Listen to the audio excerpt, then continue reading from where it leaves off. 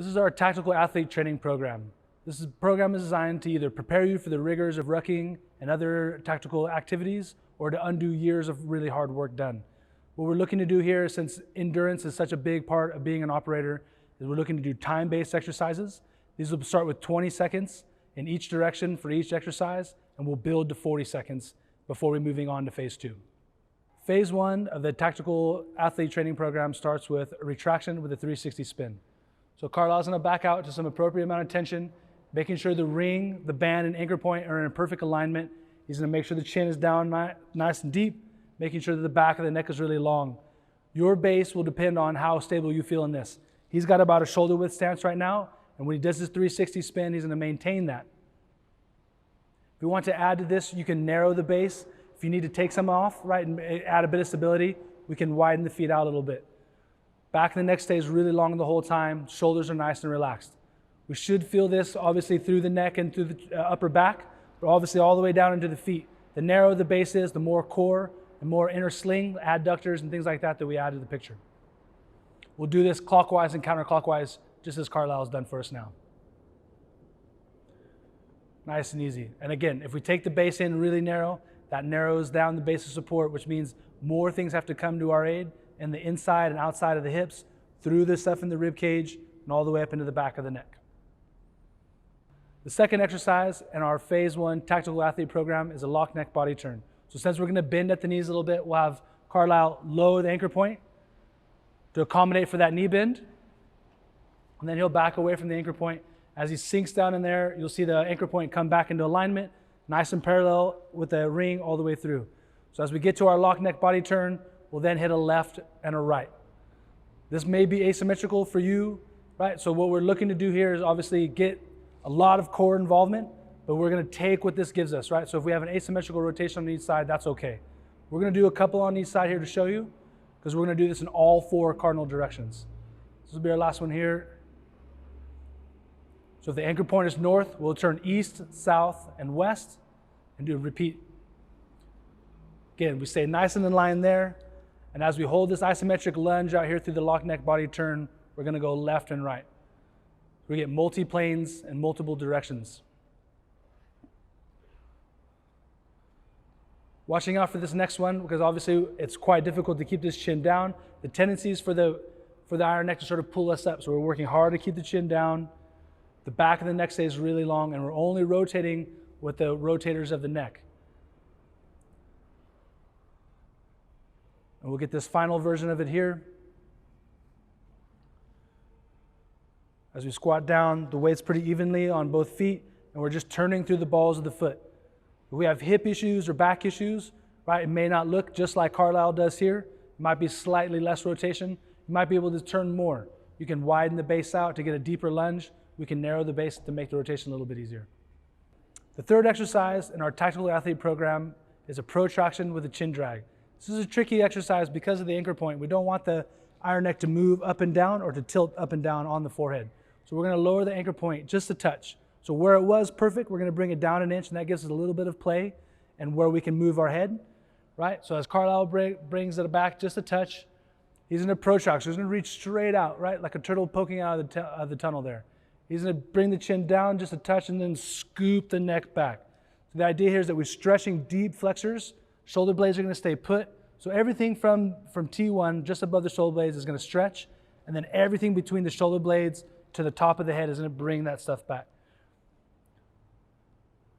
You can, again, there's a little bit of play here. That's okay. We're all right with that amount of play. We don't want the unit to leave our head, and we don't want it to slide up and down on our eyebrows and up into the hairline.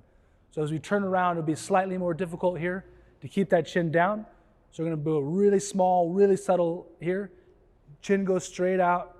There's a little bit of a scoop and a come back there. And you can see there's a little bit of play there, right? But the unit never leaves Carlisle's head. It's always in contact there. And the emphasis again is on the chin. The chin reaches out. Protraction, that's concentric work against the band.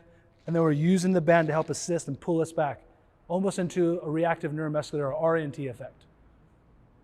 Exercise number 4 in our tactical athlete program are diagonals from our F6 movements. We're gonna start by facing away from the anchor point so we can get a little bit of reference point and a little bit of assistance on that drag. So as Carlisle walks out, we're gonna start with the head tilt.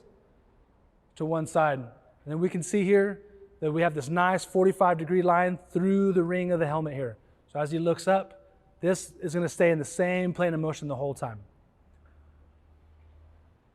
Up and around. This band should sort of assist us perfectly as we get to the top here. It's going to help turn everything around the corner. And then we're working hard against the band there.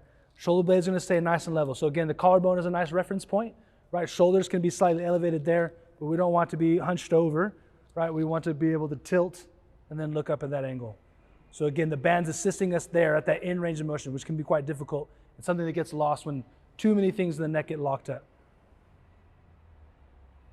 So we'll do this facing away from the anchor point. So as we spin around, working hard to retract here, pulling the neck back of the neck is really long. We'll start with the head tilt to the side. We're going to look down towards that hand or somewhere towards the floor, and then keep that on that plane again. Imagining just this 45-degree line, right, from some spot on the floor. If it's not too bright or reflective and there's not too many bright lights above you, you can find something here on the floor. You can even place something on the floor as a visual reference, and then pick something on the ceiling out over there. We'll do a couple on the other side as well. So we're just going to tilt to the left. We're going to look down, almost down into that shirt pocket, down towards the floor, and then drawing that 45-degree line up. Again, these are time-based exercises for operators.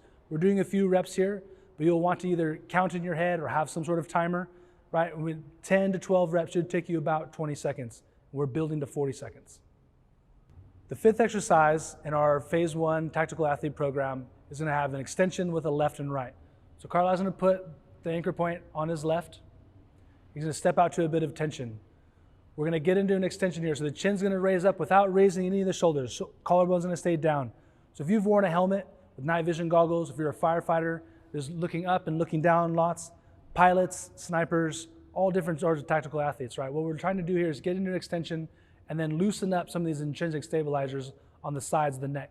So as we go in here, right, this is going to be something that you're going to need to sort of play with yourself, right? You'll have different levels of extension and flexion in your neck based on your injury history. So if you can, right, we're going to imagine that the ring of the iron neck is sort of a shark fin, and we're looking to just poke it out of the water.